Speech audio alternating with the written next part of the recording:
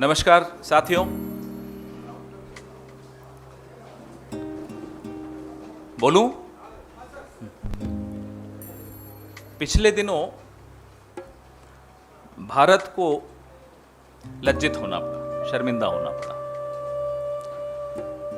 पूरा विश्व जिसके मन में एक छवि है भारत की, और वो अच्छी छवि है, पूरा विश्व हैरान रह गया कि भारत के सत्तारूढ़ दल के नफरती चेहरों से, उनके नफरती बयानों से और प्रधानमंत्री की चुप्पी से, और कई सालों की चुप्पी, 8 सालों की चुप्पी, गृह मंत्री चुप और विदेश मंत्री चुप, और ये तीनों, मुझसे ज्यादा आप समझते हैं, तीनों को बोलने का शौक है। ऐसा नहीं है कि बोलने का शौक नहीं। इस मुद्दे पर जब इनकी अपनी पार्टी के लोग नफरत फैलाते हैं, ये चुप हैं। और विदेश मंत्री का कोई बयान अगर वायरल भी होता है तो वो बयान होता है जिसमें शब्द नेहरू जी के चुराए हुए होते हैं। लेकिन इस मुद्दे पर विदेश मंत्री चुप, पढ़े लिखे व्यक्ति हैं फिर भी चुप। पूरा विश्व देख रहा है कि ये चुप है। पिछले 7 वर्षों में इस देश के विपक्ष ने, इस देश के प्रबुद्ध नागरिकों ने, इस देश के बुद्धिजीवी वर्ग ने और इस देश में जो बचा खुचा स्वतंत्र मीडिया है उसने बार बार याद दिलाने की कोशिश की, सलाह देने की कोशिश की, प्रधानमंत्री को यह आभास दिलाने की कोशिश की कि ये देश विविधताओं का देश है, बहुत विशाल देश है, इसको छोटे दिलो दिमाग से नहीं चलाया जा सकता। कई ऐसे मौके आए जब इसी मंच से हमने आगाह किया, चलिए हमसे तो आपको प्रधानमंत्री जी नफरत है, लेकिन इस देश के रिटायर्ड ब्यूरोक्रेट्स हो गए, समझदार लोग हो गए, जिन्होंने इस देश को बहुत भली भांति समझा है, वो लोग हो गए, वह सब आपको सलाह देते रहे। आपने न कुछ सुना और न कुछ बोला। आपका एक तोता मीडिया है, उस तोता मीडिया को आपने माध्यम बनाया और उस तोता मीडिया के माध्यम से आपने हम जैसे तमाम लोगों को, बुद्धिजीवी वर्ग को, विपक्ष को अलग अलग उपाधियों से विभूषित किया, उनको चुप कराने की चेष्टा की। अवार्ड वापसी गैंग, टुकड़े टुकड़े gang, Khan market gang, anti nationals, ये तमाम उपाधियों से आपने विभूषित करने की कोशिश की और उनको चुप कराया, मुहिम छेड़ दी उनके खिलाफ। और आज यह परिस्थिति पैदा हो गई कि विदेशी मुल्कों की घुड़की पर आप तुरंत कार्रवाई कर देते, अपने देश से आवाजें उठती उनको दबाते हैं, बाहर से आवाज उठी और आपने कार्रवाई की। और कार्रवाई क्या की? अपने ही दल के अधिकृत प्रवक्ताओं को फ्रिंज कह दिया। फ्रिंज का हिंदी न प्रणव भाई को मालूम है, न संजीव भाई को मालूम। आपको मालूम हो तो बताइए। अपने ही दल के अधिकृत प्रवक्ता, उनको आपने फ्रिंज कह दिया। आप कैसे फ्रिंज कह सकते हैं, हमें तो यह नहीं समझ में आता। आप भी तो इन्हीं रास्तों से गुजरकर यहां तक पहुंचे, यही गलियां थी जिनसे आप गुजर के यहां तक पहुंचे हैं मिस्टर मोदी। आप नहीं किसी को फ्रिंज कह सकते।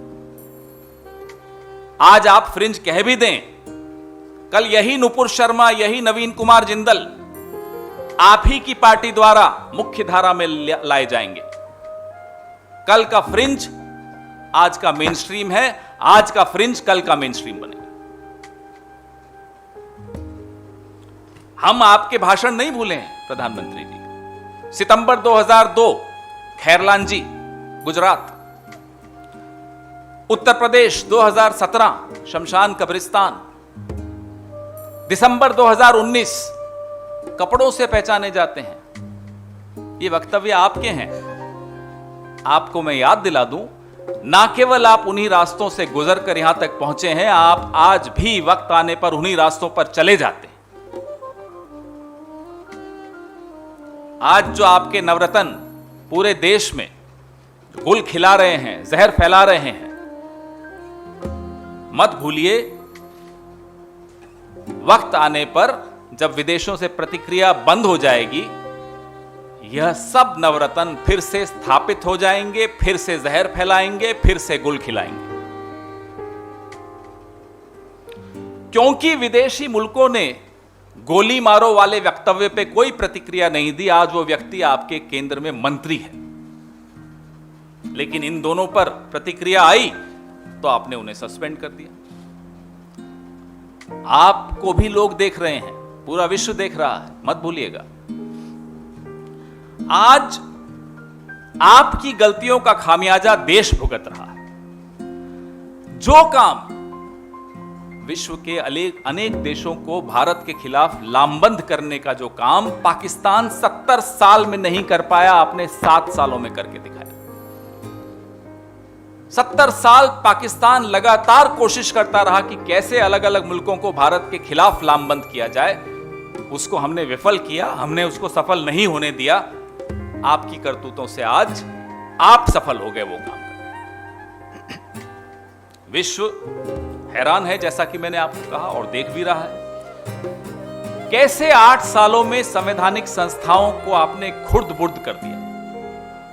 विदेश मंत्रालय तो एक ऐसा व्यक्ति चला रहा है जो विदेश मंत्रालय को अच्छी तरह समझता है।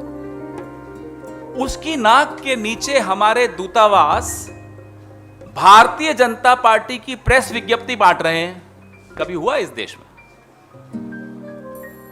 फ्रेंड्स ऑफ बीजेपी है ना विदेशों में, कहीं कई इनकी जाहिर और गैर जाहिर संगठन है भारतीय जनता पार्टी और संघ के, वो बांटे। ये दूतावास मेल भेजकर नत्थी कर रहा है साथ में भारतीय जनता पार्टी की प्रेस विज्ञप्ति। ये क्या हाल बना रखा है आपने? माउथपीस बना दिया आपने दूतावासों को भारतीय जनता पार्टी का। अब आपने इस देश को बहुत शर्मिंदा कर लिया। यह देश अब शर्मिंदा होने से इनकार करता है। हम शर्मिंदा आपकी गलतियों से नहीं होंगे। न सही वक्त पे आपने सही बात सुनी, न सही वक्त पर आपने सही बात बोली, और आज अलग अलग मुल्कों के सामने आपको गिड़गिड़ाना पड़ रहा है, सफाइयां देनी पड़ रही है। ये हमें बर्दाश्त नहीं है। भारत का प्रधानमंत्री, भारत सरकार सफाइयां देती फिर रही है। क्यों? क्योंकि भारतीय जनता पार्टी ने गलतियां की हैं। ये कैसे बर्दाश्त होगा? अब भी समय है, प्रधानमंत्री जी चेत जाइए, और यह जो सांप पालने का शौक आपने पाला हुआ है, इस शौक को अब खत्म कीजिए। बीन बजाइए, सांपों को अपने बिलों में वापस भेजिए, क्योंकि अब ये सांप आपको भी डसने वाले हैं। Friends, over the last weeks we've had to face as a country a lot of shame.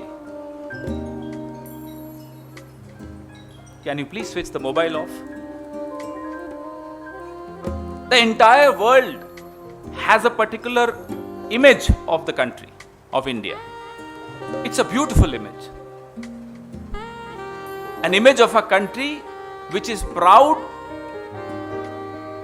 of the kind of disparate contradictions which it can take along with it. It has multiple cultures, religions, languages living in it peacefully, learning from each other. We've been very proud of this, and the world has been very surprised at the way India has, despite its contradictions, has managed it so well. Today, all that has changed, thanks to one man, one party, which is Narendra Modi and the BJP. You haven't heard the Prime Minister speak a word. You haven't heard the Home Minister utter a word.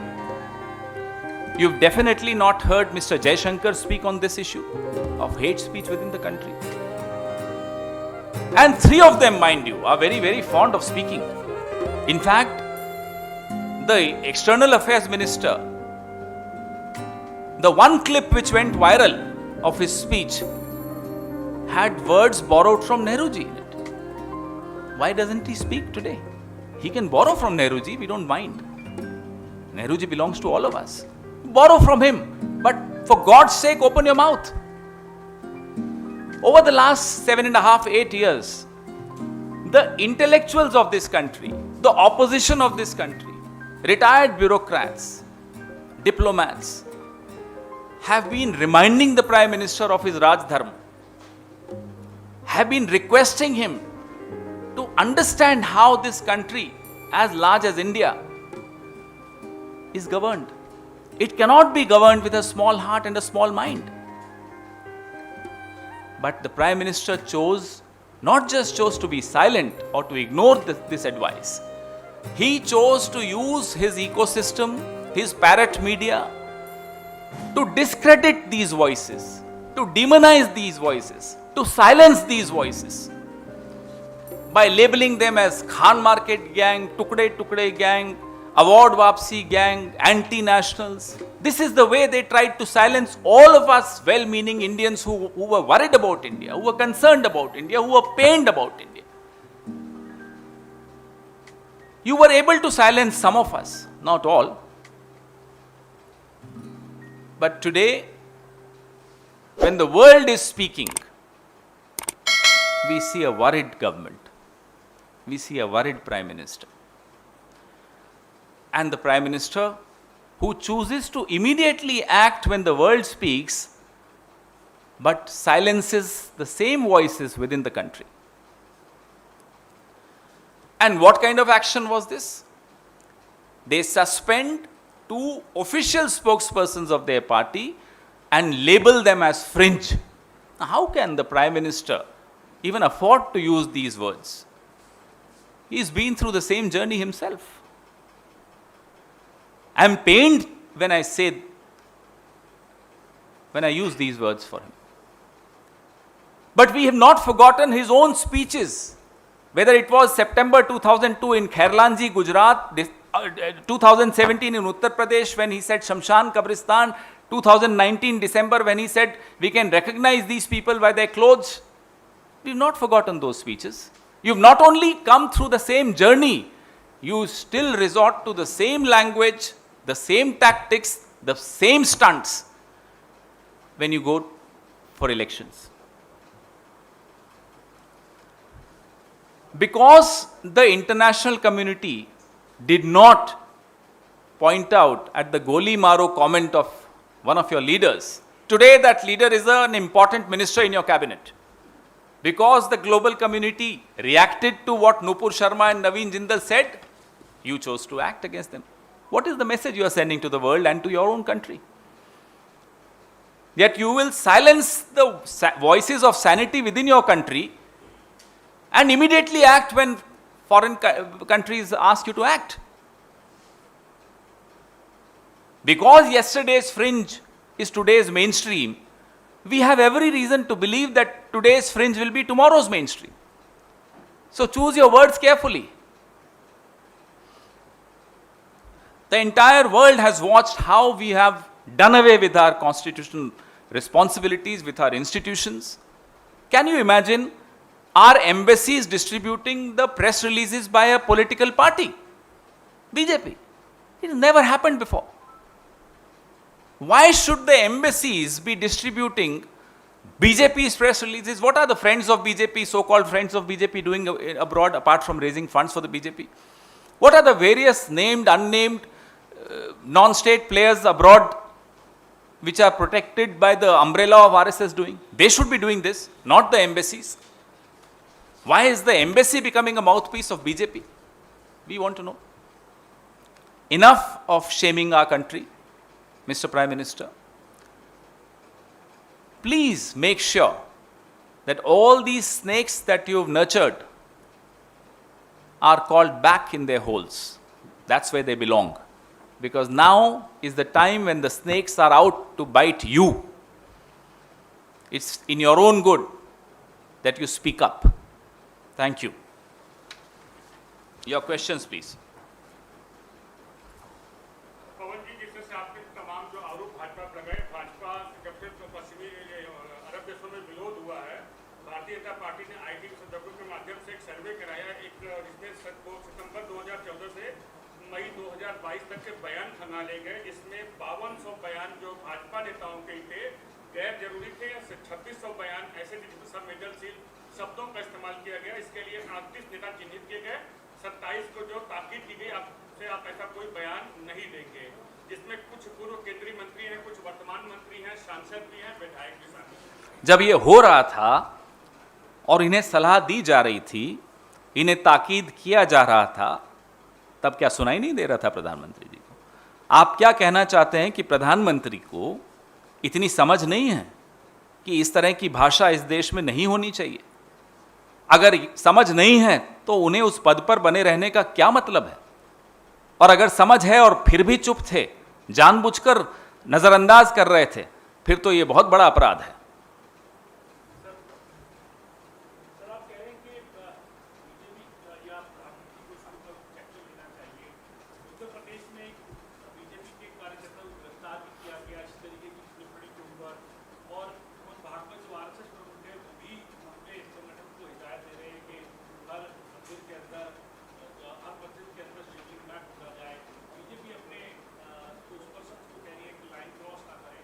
इस कार्रवाई को कैसे देखते हैं? पहले तो आप बोतल से जिन बाहर निकाल देते हैं, फिर वो जिन जब आपको डराने लगता है, फिर आप विफल प्रयास करते हैं उस जिन को वापस बोतल में डालने का। और ये चेहरे और मुखौटों का खेल हिंदुस्तान ने भारतीय जनता पार्टी और आरएसएस का आज से नहीं देखा, पिछले 70 साल से देख रहा है। किसी से कुछ कहलवा देंगे, अंग्रेजी में इसको हाइड्रा हेडेड मॉन्स्टर कहते हैं। एक सर कुछ और बोलेगा, दूसरा कुछ और बोलेगा। तो ये चेहरों और मुखौटों की लड़ाई नूरा कुश्ती है और कुछ नहीं है। संघ और भारतीय जनता पार्टी का असली चेहरा एक ही है, मुखौटे बदलते रहते हैं।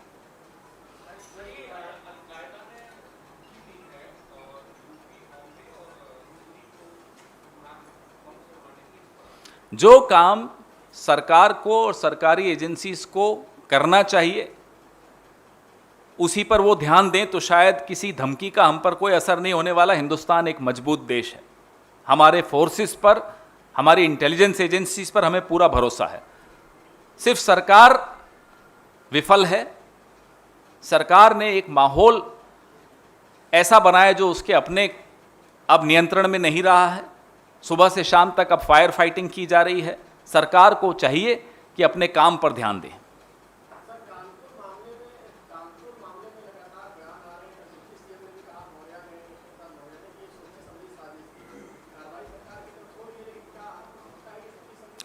ये माहौल किसने बनाया, क्यों बनाया, पहले इसका उत्तर दिलवाया जाए। क्यों आज इस देश में सुबह से शाम हर जगह यही चर्चा होती है हिंदू मुसलमान की? कौन है जो तोता मीडिया को सुबह फोन करता है? मैं तो उसका नाम जानता हूं, आप लोग तो सब जानते हैं, आपके तो मोबाइल्स पे उनके मैसेजेस आते हैं। जो सुबह आपको निर्देशित करता है कि आज यह मुद्दा उठाया जाए, आज डिबेट्स इस मुद्दे पर होंगी। क्यों ऐसी डिबेट्स होती हैं? क्यों ऐसी एक मुहिम चलाई जाती है टेलीविजन पर? क्यों धार्मिक, तथाकथित धार्मिक गुरुओं को, अलग अलग धर्म को बैठाया जाता है और लड़वाया जाता है? आपको इसका उत्तर मुझसे ज्यादा मालूम है कि ये कौन करवा रहा है। ये कठपुतलियां हैं और कठपुतली का धागा किसके हाथ में है।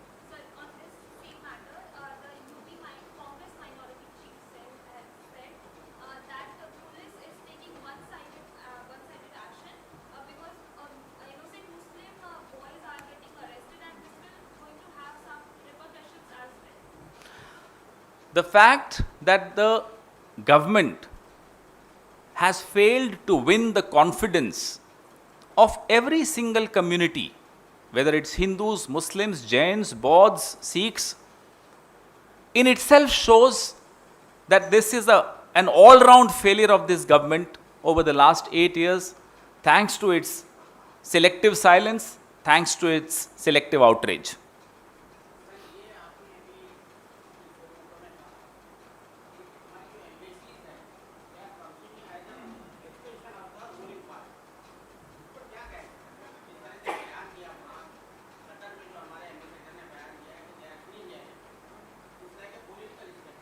No, it's not just that in itself, of course, is a political statement.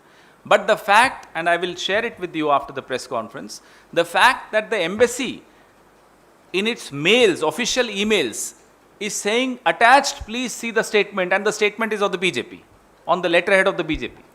Now that is something which is absolutely unacceptable.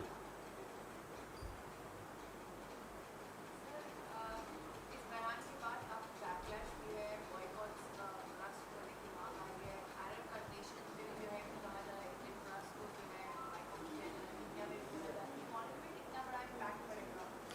Statement one is this question, and second is Rajya Sabha के जो चुनाव है उसमें आप कैसे देखते हैं कि हॉर्स ट्रेडिंग का आशंका है, ताकि आप लोग भी गए राजस्थान में एंटी ड्रग्स विरोध के बाद बीजेपी ने किसी को विरोध किया है, बाड़ाबंदी जो है हरियाणा के एमएलए दिल्ली हो गए, रायपुर में, और महाराष्ट्र में बाड़ाबंदी है, तो राजस्थान के चुनावों का किस तरह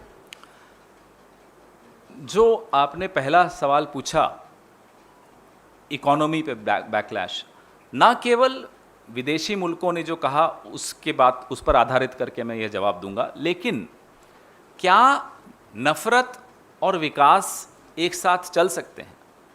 अगर हमारे देश में सौहार्द नहीं रहेगा, सामाजिक शांति नहीं रहेगी, तो क्या कोई भी निवेश करेगा? छोड़िए विदेश को, क्या हम खुद ऐसी जगह पर व्यापार करना चाहेंगे जहां शांति नहीं हो, जहां माहौल खराब हो, जहां आए दिन कोई दंगा हो रहा हो, कोई फसाद हो रहा हो?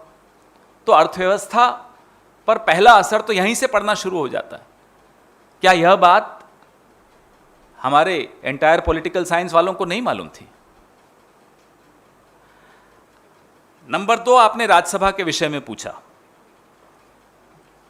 जो माहौल भारतीय जनता पार्टी ने पिछले 7 साल में बनाया, जहां चुनाव हार गए वहां भी सरकार बनानी है। क्यों साहब, क्यों बनानी? बच्चे की जिद है। मध्य प्रदेश हार गए, नहीं फिर आना है, अरुणाचल प्रदेश में भी करना है, उत्तराखंड में भी करना है, गोवा में भी करना है। क्यों करना है? स्वर्गीय अहमद पटेल जी का चुनाव राज्यसभा का आप सबको याद है। आपके पास संख्या नहीं है तो चुपचाप बैठिए ना, इंतजार करिए अगली बार। और फिर बड़े गर्व से इनका एक राजस्थान का एक कैंडिडेट है, इन्होंने समर्थन दे रखा है उनको। मैं कल सुन रहा था उनको, 6 एमएलए हमने ले लिए। कैसे ले लिए? क्या ले लिए? ईडी जाती क्यों नहीं है उनके घर पे? इतने गर्व से, बिना नरेंद्र मोदी के संरक्षण के, किसकी हिम्मत है ये बोलने की कि मैंने खरीद फरोख्त कर ली? क्यों नहीं जा रही ईडी आज उनके यहां? आज सुबह सुबह उनके घर पे ईडी की दस्तक होनी चाहिए थी। तो आपको सवाल उनसे पूछना चाहिए कि जो आदमी बड़े गर्व से कह रहा है कि मैंने 6 एमएलए ले लिए उनके, पूछिए ना उनसे कैसे ले लिए। On the Rajya Sabha thing, the BJP has created a strange hobby out of displacing governments, out of trying to subvert mandates. You saw what happened in Madhya Pradesh.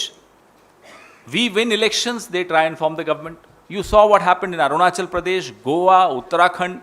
You have several examples of BJP doing this. Even in the Rajya Sabha elections, you saw what they did with Mr. Ahmed Patel's election. So if they don't have the numbers, why don't they wait for their turn next time if they get the numbers? Why do they indulge in horse trading and create an atmosphere where everybody has to then try and protect their turf? This should not be the priority of a party which is in power. Their priority should be governance. Yesterday I heard a candidate supported by the BJP in Rajasthan proudly claiming that he has taken the support of 6 Congress MLAs. Why isn't the ED not knocking on his doors? Where does he get this sense of security from? He's absolutely immune. He can say anything and no agency will knock on his doors. That confidence only comes from Delhi, from BJP, from the central leadership. Of course we are confident, more than confident. We'll get our numbers both in Rajasthan and Haryana. We have no doubt whatsoever.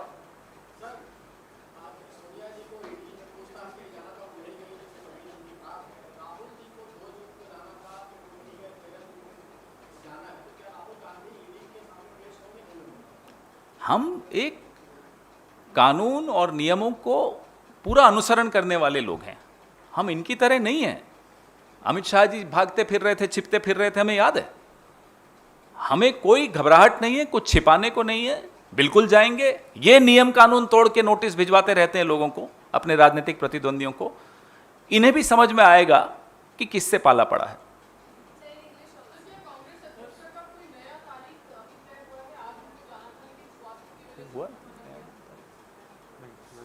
आपको सूचित कर दिया जाएगा। What is the, अच्छा, this one. We are a law-abiding party. We follow the rules. So if we have been summoned, of course we'll go. We have nothing to hide. We are not like them. We remember what where Mr. Amit Shah was running around 2012-13. They'll learn some lessons from us in how to what kind of people who adhere to the path of truth, they should learn from us.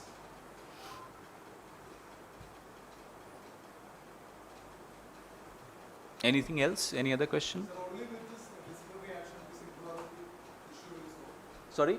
Only with this disciplinary action, this impropriety issue will solve. Which issue is this? Indo-Arab. Huh? Indo-Arab. As I said, this is not an isolated event. This has a background, and I'm afraid the background, the movie has been directed by Mr. Narendra Modi, Mr. Amit Shah, Mr. Mohan Bhagwat. You can't punish side actors. The responsibility lies with the producers and the directors of the movie.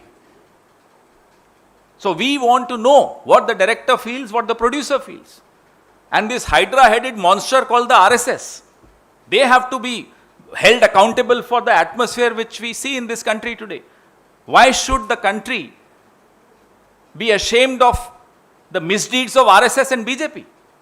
Just a week ago, Mr. Narendra Modi was proudly claiming, मैंने sir नहीं झुकने दिया देश का. पता लग गया?